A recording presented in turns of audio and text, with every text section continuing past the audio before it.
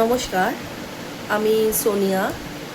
আর আমি আপনাদের সামনে এখন শ্রী রামকৃষ্ণের কিছু বাণী, তার কিছু কথা, সেগুলি আমি আপনাদের কাছে পাঠ করব। আশা করি আপনাদের ভালো লাগবে। আমাদের এই সাংসারিক জীবনে যখন চারিদিকে এত অশান্তি, হিংসা, দেশ, তো সেই সমস্ত কিছুকে একমাত্র এই ঈশ্বর পারেন রক্ষা করতে।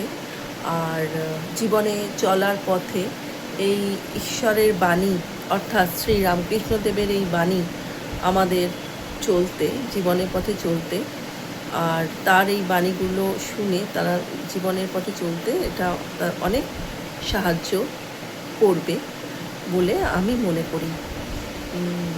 তো সেই বাণী আমি আপনাদের কাছে পাঠ করব।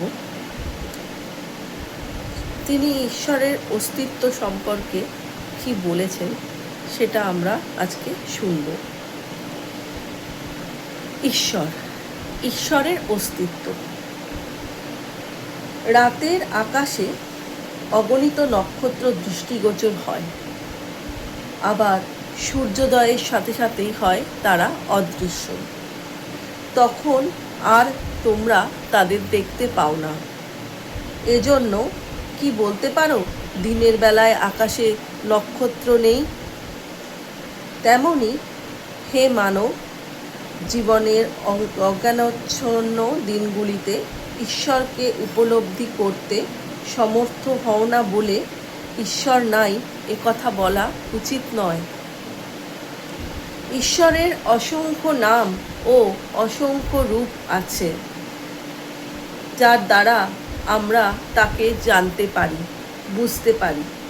ইচ্ছানুযায়ী যে কোনো নাম ও রূপ সাহায্যে ঈশ্বরের আরাধনা করো না কেন, তিনি তোমাকে ঠিক সেইভাবেই দেখা দেবেন।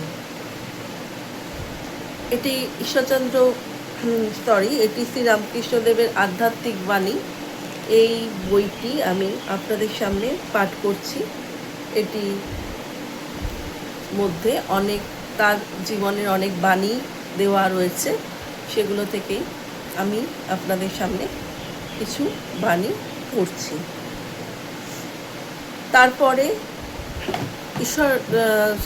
তারপরে তিনি অর্থাৎ শ্রীরামকৃষ্ণদেব তিনি বলেছেন, দেহের অসুখ একটি ছল, আত্মার কি কখনো অসুখ করে?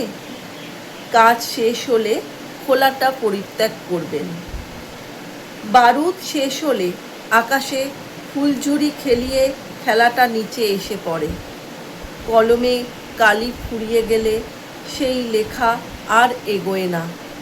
ঠিক সেরকমভাবেই মানুষের জীবন আধ্যাত্মিক দিকে সমর্পণ করবেন এবং সেখান থেকেই ঈশ্বর আপনাদের রক্ষা করবে সেই তার নির্দিষ্ট পথে চলার জন্য। আজ এইটুকুই থাকুক, আবার অন্য দিন অন্য কোনোভাবে আমি তার বাণী আপনাদের সামনে পাঠ করে শোনাবো। ততক্ষণ পর্যন্ত আপনারা ভালো থাকবেন, সুস্থ থাকবেন এবং সবাইয়ের প্রতি দৃষ্টি করবেন। নমস্কার।